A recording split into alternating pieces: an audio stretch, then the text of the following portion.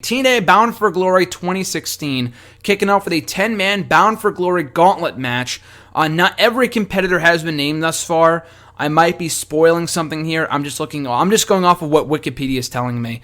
And it says, so far confirmed for the match is Tyrus, Robbie E., Baron Dax. I don't know which member. That's one of the fucking, Marcus, Louis, or Sylvester. I forgot which one it was, but it's one of those guys. Jesse Goddard, Grado, Rockstar Spud, and Cody, who was just going by Cody, not Cody Rhodes, because that name is licensed by WWE, but they are calling him Cody Rhodes, or rather just Cody in TNA. So based off that cast of characters, and that is 1, 2, 3, 4, 5, 6, 7, 3 more to be announced. I'm sure they're going to announce like D'Angelo De Niro or Al Snow. I think Al Snow is going to be a part of it from what I heard.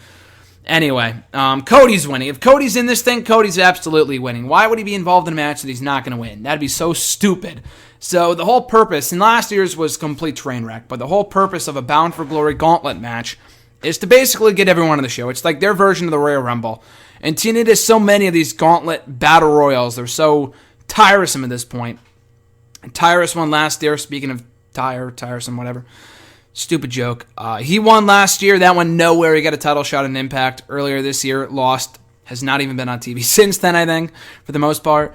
But Cody's got to win. And the winner gets a future title shot. Maybe he goes after the world title. I'm not sure. Cody versus EC3. I think EC3 might have been one of the guys that he wanted to face when he came out that list many months ago, the people he wanted to face on the indie scene. I feel like EC3 must have been on there. I got to double check. I know Galloway might have been. I know Bennett was, and he wrestled Bennett at Northeast Wrestling a couple weeks ago, about a month or so ago. But they'll probably reignite that rivalry in TNA with him having Eden Styles, or Brandy Rhodes as they're calling her, and then Mike Bennett having Maria. So anyway, Cody's winning that match. Also on Wikipedia, it said that DJZ was defending the X Division Championship. Now, I know he's defending this week against Eddie Edwards. So I expect some sort of fuck finish, and then we get a multi-man match on Sunday, which we get way too much of for this division. We've gotten so many fucking X Division matches, ladder matches that mean absolutely nothing. The division is dead. But DJZ just won the belt, so I'd be shocked if he dropped the belt so soon. So whoever he faces, I expect him to retain the title. Mike Bennett versus Moose. Moose just arrived. Give Moose the victory. I like Mike Bennett a lot, but it seems like they're probably higher. I don't know. I feel like Mike Bennett might have peaked in the EC3 feud. He had a lot of great mic work there. Those two had one of the best feuds all year. He beat EC3 on a number of occasions.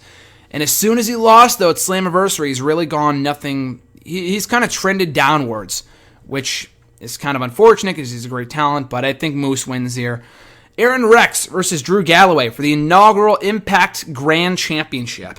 So if you've not been keeping up with TNA recently, the matches that they have used to determine who qualified for this match, Aaron Rex, the former Damian Sandow, and Drew Galloway, they're under MMA-style rule. It's very confusing, but Galloway and I think Eddie Edwards had a match a week ago on Impact that was really, really good. For the rules as dumb as they are, and it is MMA style. I'm not saying MMA is dumb, but it doesn't work for pro wrestling, is what I'm saying. Keep it in the UFC, keep it in MMA. I just think it's such a silly concept, but it worked when they did Galloway versus Eddie Edwards, and Aaron Rex and Eli Drake had a good match too, so they might be able to have a good match on the show. But Aaron Rex, Damian Sandow, whatever you want to call him, just debuted, so I'd be shocked if he lost here, so I got Aaron Rex becoming the inaugural Impact Grand Champion. Maria versus Gail Kim for the Knockouts Championship. Gail Kim's got to win the belt. First of all, I really like the fact they've been building up this feud all year round. Almost since the moment that Maria and Mike Bennett arrived in TNA. They might have even clashed on the night that they debuted. I can't remember exactly. They must have, though. If not on that show, if not on the debut show on Pop TV, certainly afterward, or at least some point, immediately afterwards, because these women have been at odds for many, many months now. So I like the fact they've been building towards this. I think a lot of people would agree with me when I say that I think they want to see Allie win the championship over Gail Kim at this point. But Gail Kim's going into the Hall of Fame that weekend. Well deserved, by the way.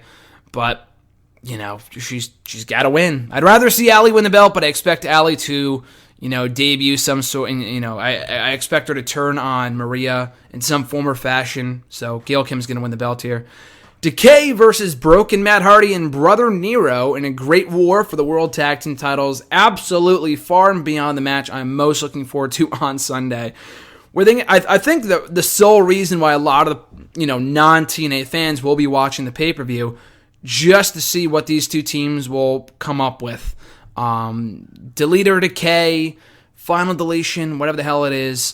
Both of those matches were really, really good. Or at least really entertaining. I don't know what your definition of good is, but they were really, really entertaining. I'm sure they're going to be able to come up with something just as cool on Sunday. So I'm looking forward to it. I don't know whether it's going to be pre-taped. I really hope it's not just a standard match. Like, if it's a hardcore match, cool. But I'd rather be, how can you, at this point, how can you realistically top what we saw in Final Deletion and Delete or Decay? How can you top it? I don't know. If it's a hardcore Falls Count Anywhere no holds barred bout, which was advertised in Wikipedia, like I said, even that I feel like would be a letdown. It would be disappointing. It would be underwhelming. So hopefully they come up with something more here. But regardless of how the match goes down, Brother Nero and Broken Matt Hardy are the best things going far and beyond in TNA right now. They gotta win. They gotta win this match. If they don't, I'd be shocked. So we got new World Tag Team Champions, the Hardy Boys, or rather Broken Matt Hardy and Brother Nero. And then the main event, Lashley versus EC3 for the TNA World Heavyweight Championship. Another match I'm looking forward to, a lot like Maria and Gail Kim. Another match that has roots dating back to, I don't know, maybe February, March. I know Lashley beat Kurt Angle, turned heel on him, and then EC3 came to his aid. So this feud has technically had roots dating all the way back to maybe March or February. So it's been a long, long build. So I like that slow build a lot. And that TNA stuck it through. They didn't get cold feet. They didn't take the title off Lashley in an episode of Impact, which they would have done years ago. But thank God they didn't do it here. They've kept, they stuck to the plan. They're getting the match. They're doing the match in the main event of their biggest show of the year. I could see Lashley winning, but I think I don't know. I honestly don't really care, but I don't say it in a bad way. I'd be happy with whoever wins here. I like EC3. I think Lashley has been the MVP, other than Matt Hardy, has been the MVP of TNA in 2016. He's been doing some great work in the ring, especially on the mic as a character. He's come a long-ass way. He had a great reign back in 2014, but he was not nearly as entertaining as he is right now. Not half as entertaining as he is right now as a character. But, so again, I could see him retaining here, but then if he beats EC3, where do you go from there? Like, I guess they could do a rematch with Lashley still as champion, and they could do a rematch on Impact, and maybe EC3 beats him. I'd rather them just, if they're going to do the feel-good story with EC3 winning the belt and finally overcoming Lashley, it's got to be their biggest show of the year. It just makes sense. But knowing this fucking company, they're probably going to do something stupid like they did. Remember Bobby Roode? Bobby Roode lost his big moment at Bound for Glory 2011, reportedly due to Hulk Hogan and something he said. He nixed the idea of Bobby winning on that show. And then he won the fucking belt anyway, like a month later on Impact. So it's not like it really mattered regardless.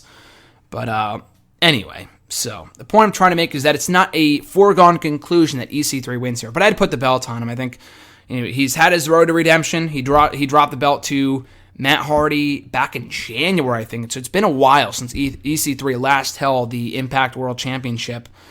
And I think he wins it back here. So I think we get 3 new, or technically, for my predictions, 4 new champions crowned on this show. We could see a clean sweep of all new champions if DJZ drops the belt. I don't think he will. But we could have maybe 4 or 5 new champions crowned on this show, which they desperately need right now. They need a blockbuster, newsworthy show, not just another kind of show they phoned in like Slammiversary, which I did not like all that much. The main event was good.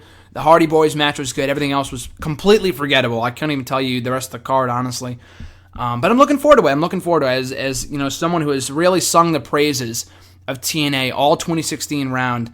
I really am looking forward to the show on Sunday. I implore anyone who has yet to give TNA a chance to check out this show on Sunday, because it could be a pleasant surprise.